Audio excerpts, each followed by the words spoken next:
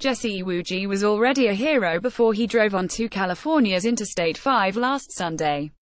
The former Navy football player and track and field athlete now races in NASCAR's NOTS Pro Series West, sort of the AAA of America's highest stock car racing circuit.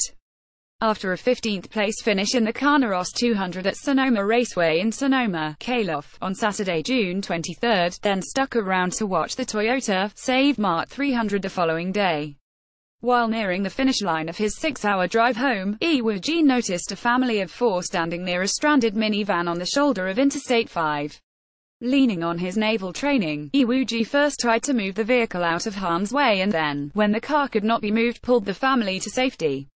They were kind of going in and out of the van, and underneath I saw a lot of fluid leaking from the motor and there was a small little fire that began to light, he told the Associated Press.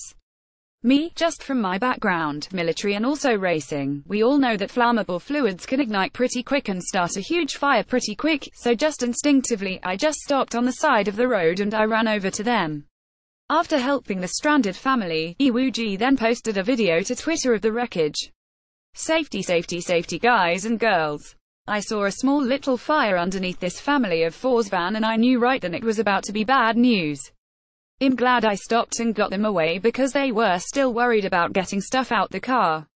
Things went from small to bad. pic.twitter.com/av67j76nd, Jesse Iwuji at Jesse Iwuji. June 25, 2018. A native of Carrollton, Texas, Iwuji played defensive back for the midshipmen, appearing in 24 career games from 2006 to 2009.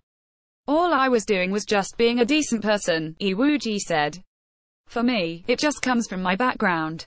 Just being in the military, I've seen a lot of things happen, seen a lot of bad situations happen. Being in racing, I've seen a lot of bad situations happen. I just didn't want that to happen to these folks. Issues in the classroom will apparently cost Troy's football team at least one new piece of its revamped offensive puzzle this fall. The Dothan Eagle reported Monday that Kevin Perkins is no longer a member of Neil Brown's Trojans squad. The only reason given for the abrupt parting of ways, which comes a month or so before summer camp kicks off, was academic issues. As of this posting, the football program has not yet addressed Perkins' status with the program moving forward. Coming out of Northwest Mississippi Community College, Perkins was rated as the number 10 JUCO running back on 247sports.com's composite board. He chose the Sun Belt Conference school over an offer from an SEC school, Kentucky. Perkins is listed at an even 6 feet tall and a stout 230 pounds.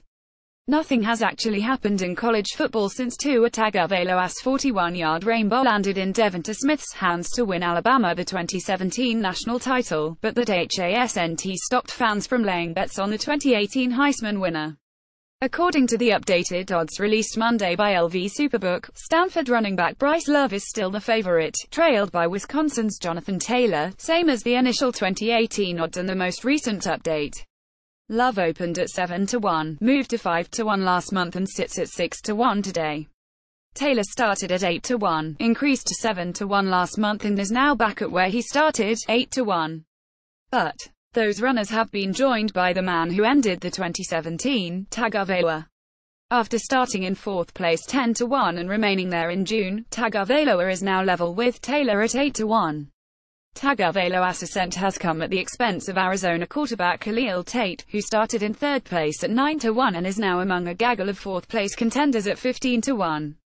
6-1, Love 8-1, Tagovailoa, Taylor 15-1, Georgia QB Jake Fromm, Oregon QB Justin Herbert, Penn State QB Trace McSorley, Tate 18-1, Alabama RB Damian Harris 20-1, Washington QB Jake Browning, Ohio State RB J.K. Dobbins, West Virginia QB Will Grier, Oklahoma QB Kyler Murray, Michigan QB Shea Patterson, Auburn QB Jarrett Stidham, Georgia RB DeAndre Swift. Vegas, or at least those who give their money to Vegas, is banking on Heisman voters breaking form in a major way by riding with Love as the favorite. The last non-Alabama running back to win the Heisman was USC's Reggie Bush in 2005, and the last one before that was Wisconsin's Ron Dane in 1999. Meanwhile, no Alabama quarterback has ever won the Heisman.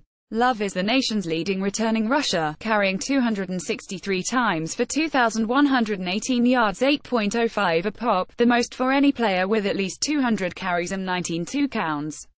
Taylor ranks just behind Love with 1,977 yards and 13 touchdowns on 299 totes. Tagovailoa completed 49 of 77 passes for 636 yards with 11 touchdowns against 2 interceptions while rushing 27 times for 133 yards and 2 touchdowns. Though the sophomore appeared in 9 games in 2017, he has yet to start one. Penn State will be giving former Notre Dame running back C.J. Holmes a second chance to play college football. The former Irish running back will join the Nittany Lions this fall and is reportedly enrolled at Penn State now. He will be eligible to play for Penn State beginning this fall. The news first broke on a Lions 247 message board.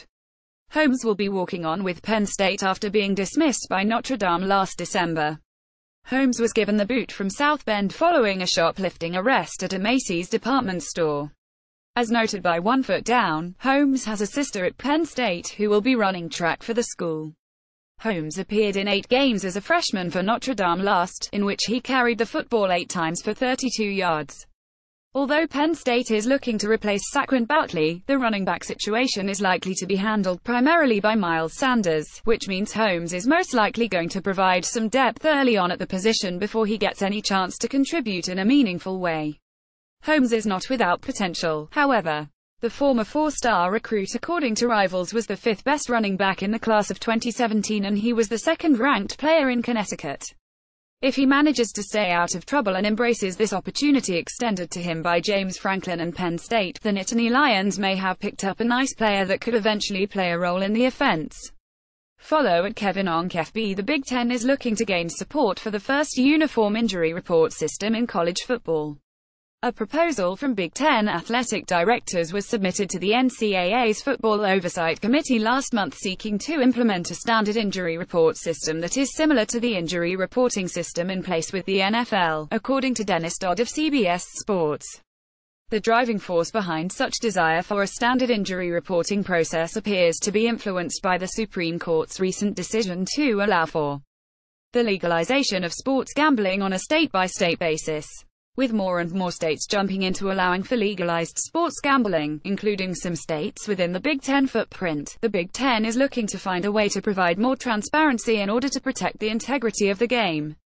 And while the idea may be similar to the basic function of the NFL system of reporting injuries, the Big Ten is not looking to copy and paste it in every fashion.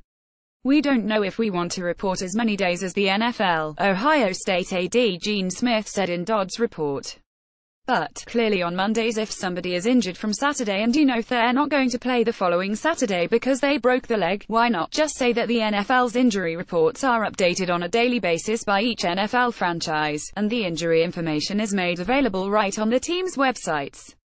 NFL teams are then required to release a final injury report days before they take the field for their next game, and this injury report may rule out specific players from playing in that weekend's game.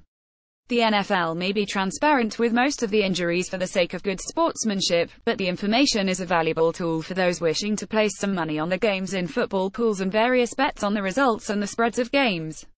If the Big Ten has their way with this mission of introducing a new injury report system to college football, the same information will be used in similar ways for those wishing to bet on college football games where allowed. There are 2 concerns with this proposal, however. The first is getting enough support. Coaches will have to no longer accept that what they say or don't say with regard to injuries will no longer be tolerated. Numerous coaches choose not to discuss injuries at all during This would no longer be tolerated if the proposal moves forward, but every coach will then be on a level playing field regarding injury information. The second concern is how this impacts a student's privacy. The Health Insurance Portability and Accountability Act protects medical information regarding players from being shared publicly. Therefore, allowing for injury reports to be standardized would require finding a way around the HIPAA laws currently in place designed to protect a player's privacy. Because of that, the Big Ten's proposal may not be able to gain much traction if players are not on board. Follow at Kevin Onk FB.